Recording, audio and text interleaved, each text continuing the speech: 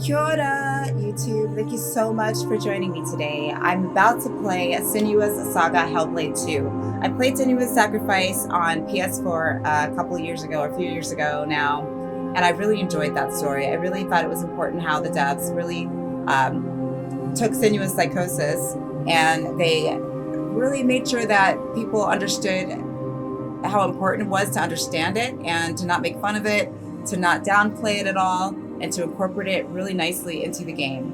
So I'm actually going to check out this feature right now. Story spoilers. Spoilers alert. Spoilers alert. Senua finds a unique courage to keep pushing forwards on her quest, no matter what. She sees the world differently to those around her and faces challenges others would avoid. When driven so strongly by one powerful purpose, she will do anything to rid the world of the darkness. This is her life's mission, and she will not stop until she fulfills her quest. My name is Eddie, and I have lived with psychosis for most of my life.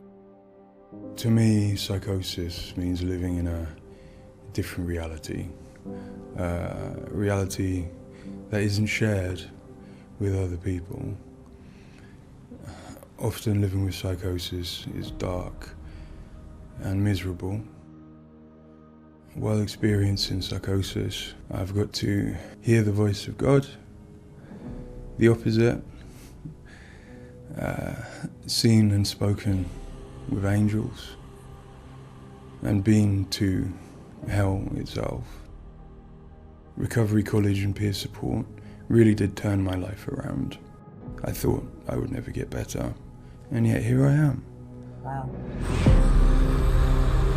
See, this is why I really like this game. And this channel is the Psychology Gamer. This is what I'm about right now, right here. This is it. The things that Senua experiences in Hellblade are very similar to some of my own experiences. Wow. She lives in a reality that other people might find hard to understand. She sees significance in symbols, in meeting people, in all sorts of things that are going on around her.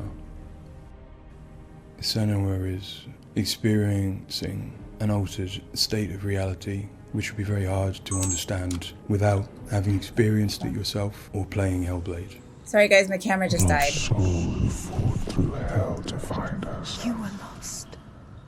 Not anymore. Are you ready for what you will find? I'll bring my camera back in a minute. It's like saying my It's internal difficult temperature is too high. saying that it's an illness, It's the story of my life right that now. it's not real. Of course, to me, it is. And of course, to Senua, it is. And that's what's driving her to do these amazing feats of courage, to overcome pain and exhaustion, to do what she knows she must. I don't know. I'm not gonna use that camera. Fear. Everything I've seen. Everything I've done has led me to this place. We've come so far, not far enough. Say it. You are ready. Tell them. In Senua's Saga Hellblade 2, we tell the second part of the story of Senua, a Celtic warrior who, like Eddie, has experiences of psychosis, seeing the world in a unique way and existing in a reality unshared by others. At a surface level, this manifests for Senua in seeing things that others don't, hearing things that others don't, and having unique beliefs about the world. My name's Paul Fletcher. I'm a psychiatrist and a professor of neuroscience at the University of Cambridge, and I've been working with the Ninja Theory team on Hellblade and other projects for several years now. I am a clinical doctor, but have also added research and teaching to my role. And in all three areas, I'm especially interested in the human brain and how it strives to make sense of the world, which is complex and changing all the time. The lake, like a mirror. You can see the reflection. Senua, like many people, experiences psychosis. Now, psychosis is not a diagnosis, although it is associated with a number of medical and psychiatric conditions. But ultimately, it's a loose description of a shift in one's experience of reality. What are you doing? Screams of the dead. There's something here. They are not. I need to find out what it is. They are. A person with psychosis might experience changes in their perceptions and their beliefs. For example, they might see or hear things that other people can't. And they might come to believe things that are quite uncharacteristic for them. For example, they might feel that somebody, perhaps somebody even very close to them, is intent on trying to harm them. Now, it's very important to remember that this is not just a vague feeling or an imagination. To the person, it feels like their reality, just as everything around me feels like my reality to me. I, like many people, feel that in order to even begin to understand psychosis, we have to start with thinking about how the brain works in general, how it makes sense of the world around it. And when we do that, we're repeatedly confronted with evidence that actually it doesn't just rely on the evidence of our senses, but it actually relies on what it already knows, on its predictions, its anticipations, and its expectations. Your voices. Now that might seem like a defect. After all, why would we want to rely on what we already know rather than what the world is telling us? But if we did act simply as passive receivers, we would be completely swamped. We'd be like a newborn infant trying to make sense of the colours and shapes without any way of having a framework to try and understand those colours and shapes.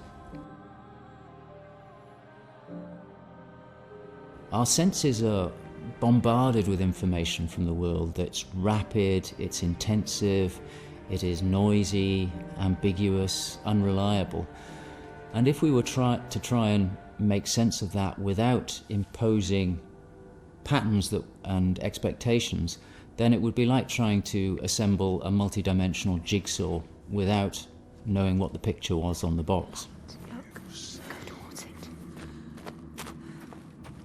Many of us think that the brain ultimately is an organ that makes predictions. It craves patterns and associations in order to make sense of the world. And without that, we are confronted with a feeling of uncertainty, of anxiety, of distress, even of fear. They're calling. Something is drawing near. Where do these predictions come from? Many of them are actually embedded in the structure of our brain, probably wired there by evolution. Many of them come from our earliest experiences as babies, trying to make sense of this new world that we're born into. Many come from our early childhood experiences, from what we learn from others and how we interact with others, from our parents, our teachers, our friends.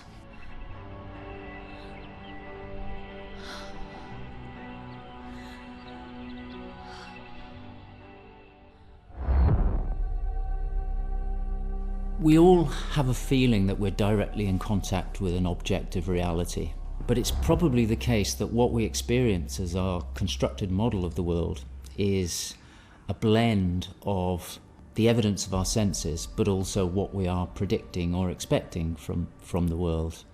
So this blend exists in a very fine and delicate balance, and the weighting of that balance probably varies a great deal across different individuals. But crucially, this balance is what determines how we experience and interpret and act upon the world. And some of them are embedded in shared experiences with others, our society, our culture, our arts, even our religions and our mythologies. So for the most part, this works very well for us and enables us to make sense of the world, but it's also, being a delicate balance, it can be shifted, and it's very easy, even under the most normal day-to-day circumstances, to deviate from objective reality. A good example of this is the hollow mask illusion. All of us are familiar with a mask. We know that it depicts a face and that the inside is hollow. But when we see the mask rotating round and we see the hollow side, there is a deeper prediction, probably embedded in our brain, that facial features tend not to be hollow, that they stick out. And this deeper prediction can override our knowledge that the mask is hollow and make us actually perceive the face as sticking out at us. Despite what we know, the deeper predictions will override this. So for me and many in my field, perceptual illusions like this, which are very common, are really interesting because they tell us something fundamentally about how the brain is making sense of reality using its predictions. But more than that, for me, it's very interesting because it begins to give us a sense of how psychosis might begin to emerge. Psychosis is this experience of an altered internal construction of one's reality. And it seems feasible that this is dependent upon this balance I've talked about between predictions and evidence. And it is probably the case that some people tend to weight their predictions more heavily. This, in many circumstances, is advantageous because it means that they can discern patterns and associations that perhaps other people can't. But if that balance was shifted further by different circumstances, then it may well be that they begin to construct a reality that doesn't accord with the world around them.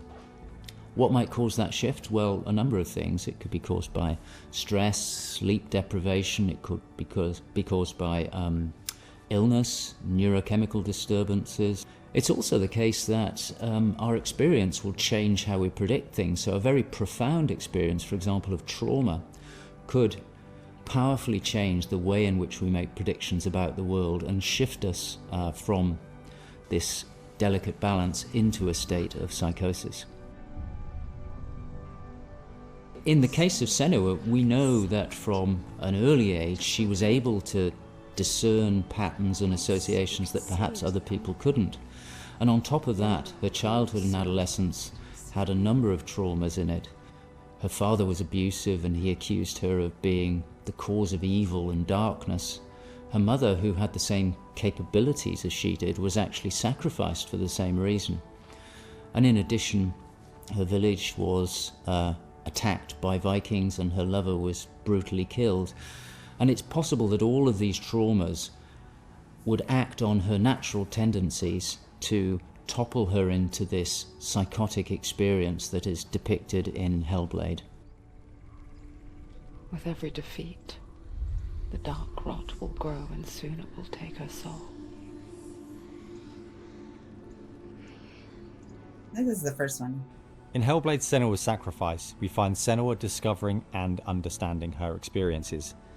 They're relatively new to her, and the pain and torment feels at its most acute. Having travelled to a new place, with a mind full of her trauma and truth stories of the Vikings, she embarks on a journey of coming to terms with what has happened in her life. Ultimately, rather than finding the unachievable certainty of rescuing Dillion, she achieves certainty in the realization that Dillion is gone forever. She learns to accept his death, and in turn, her experiences of psychosis. Even in darkness, the wonder and the beauty of this world never leaves us. It is always there, waiting. In Senua's Saga, we find Senua at a different place on her physical and mental journey.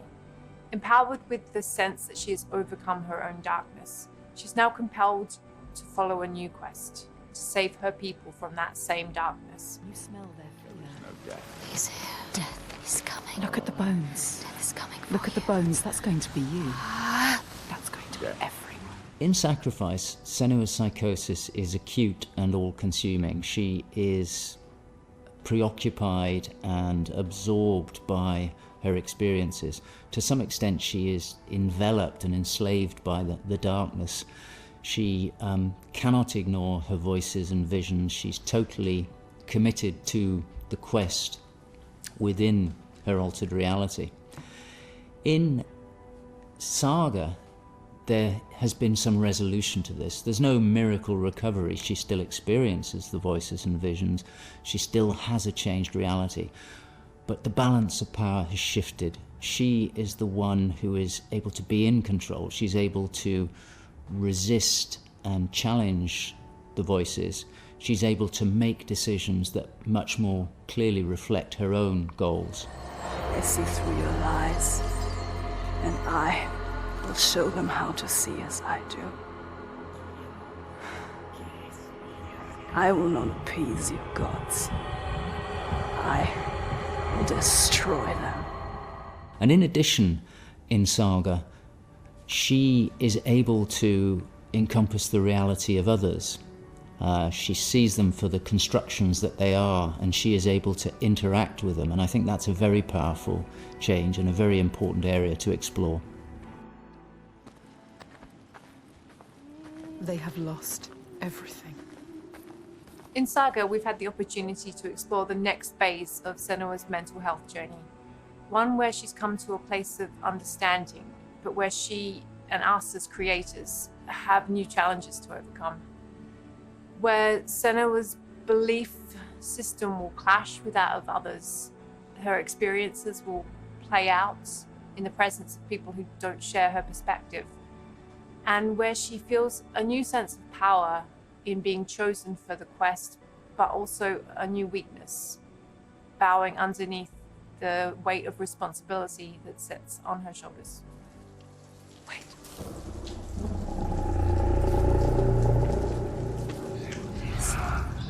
In Saga, we have once again utilized binaural audio to bring Senua's voices to life. Her furies still travel with her, but their tone has changed this time. She continues to be haunted by her father, and she starts to feel the audio presence of Icelandic myth infecting her mind. That scream, that voice, something dark, Senua. You need to go up there. Don't let them see you coming. You need to find out. Don't let the monsters find you. You can do this, Senua. To hear the world as Senua does, we spend time with people with lived experiences of psychosis, and also with Paul Fletcher. This made a strong basis of what it is to hear voices, what they say, how they sound, how they change or react to external stimulus, and this paired with all we learned from the first game, Hellblade Senua Sacrifice, led us to create Senua's own sonic version of reality. To me, it's a privilege to sit in a room to play our game, and as we progress, hear their comments, thoughts and suggestions. Each one provides a different perspective, and I find especially inspiring and humbling to hear from Eddie his own experiences. Especially, I find he has a way of putting very complex emotions, situations, in a very simple yet poetic way, and it's really inspiring for me when I'm thinking in Senua's journey. We use binaural audio to bring 3D space in the headphones. This allows to experience the voice hearing and other sounds with a physical sense. Also extremely important is the performance of the voices, and for that we have been collaborating with Helen and Abby, our Furies. They are the most prominent voices of Senua. The way we perform is important as well, allowing for freedom, movement, creative input from Helen and Abby, and also important to have with them conversation and spend time talking about the journey of our character.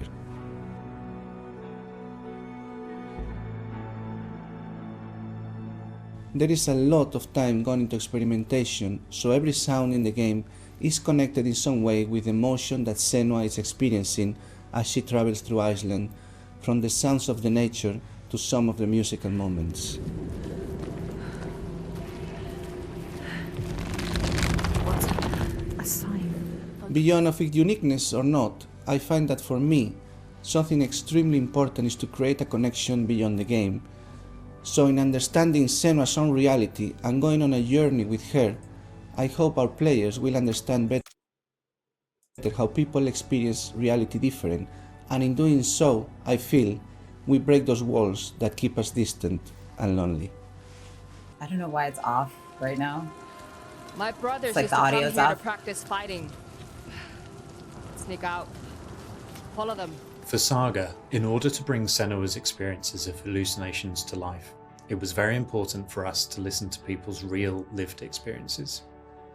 It was then a case of thinking about how Senua's world and reality might look when faced with these types of examples. This would have been impossible without Paul Fletcher and amazing people like Eddie and Kathy, then a case of the world and reality might look to be able Why to is talk with this? people. On the visual side, we have lent into things like repeating fractal geometry shapes, cymatic patterns, with lighting and post-processing changes to all help reflect the current feelings of Senua. Okay, I And think it's up hopefully, now. when I don't know combined what with the that was all audio and about. gameplay, the player will get a sense of what we are aiming to achieve. Just like before. No, this cannot happen again. You couldn't do anything. We have to stop it happening. Face it. You need to face it. Focus. You need to look at it. In Sacrifice, we saw a story of Senua's suffering at the hands of her experiences. In Saga, we're telling a more nuanced story of the next step on her journey. One where she has found a greater balance, but where her experiences are just as strong.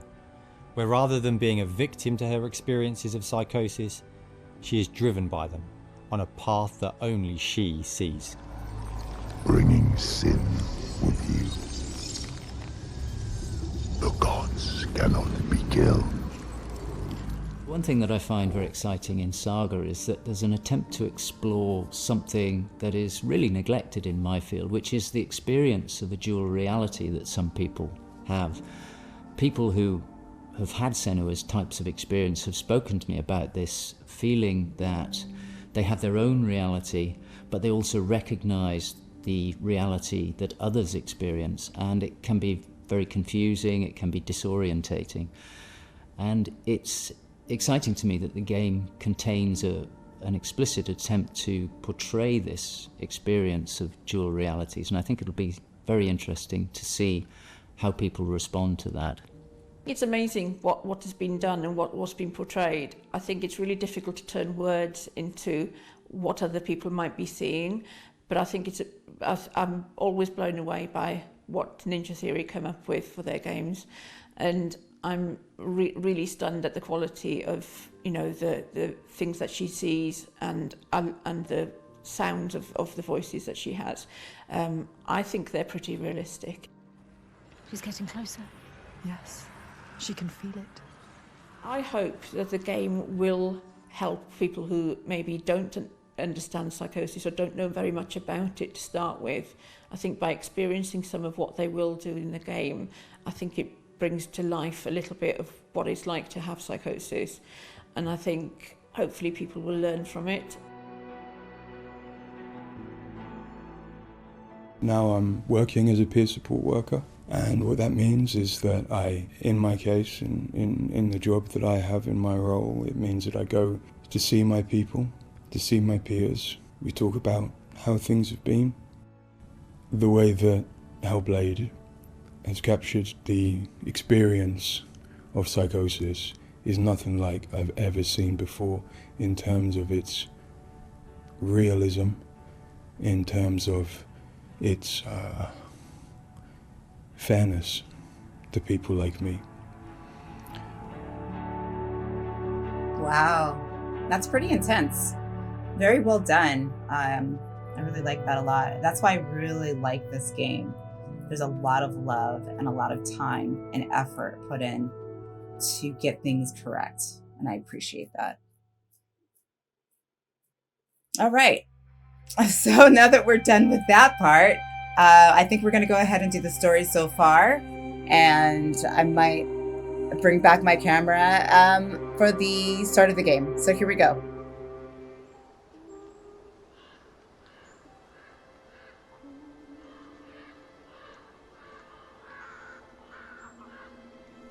Senua, the outcast who became a warrior, who faced her demons and challenged the gods for her lover's soul, has accepted the voices, the furies, as part of herself.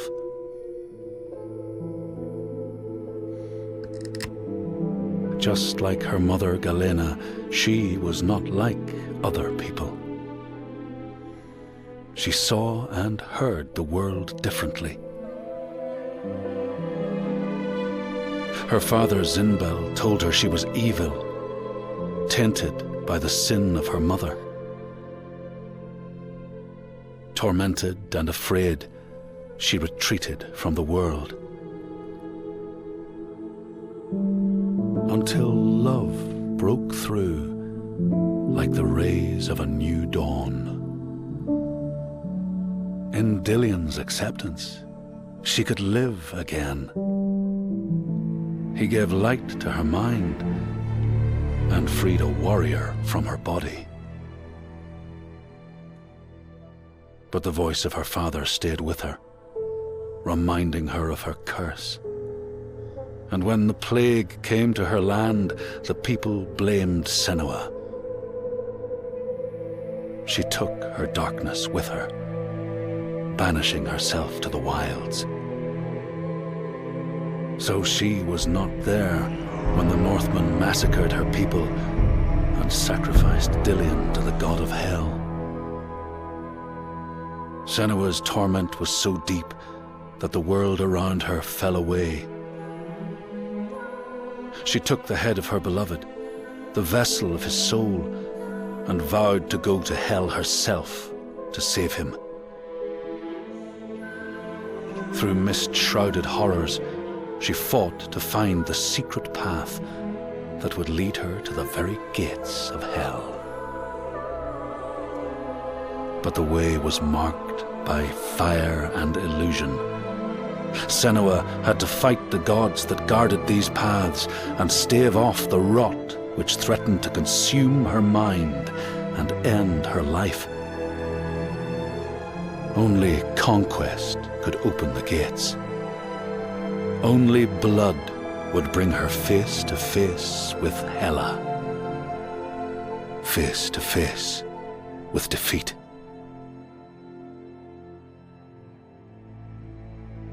Once again, Senua was engulfed in darkness, lost in a maze of misery and confusion. Until Dillion's voice led her to the promise of victory. A sword that could kill a god. To win the sword, Senua would drown in her darkest memories, pulling at the shards lodged in flesh, mind, and soul. She pressed deeper into the underworld, resisting its grasping hands and deafening cries, until she found her prize before the guardian of Hell's gates. Senua released her rage, a fury that could not be stopped, not by savage jaws, not by waves of warriors, not by the pull of death itself. In defeat and desperation, Senua begged for her beloved's release. But a sacrifice must be made, and burdens cast away. Senua's fate was never in the hands of the gods, but in her own.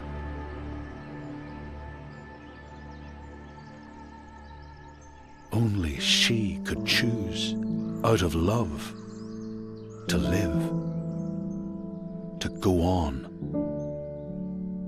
and to take us with her.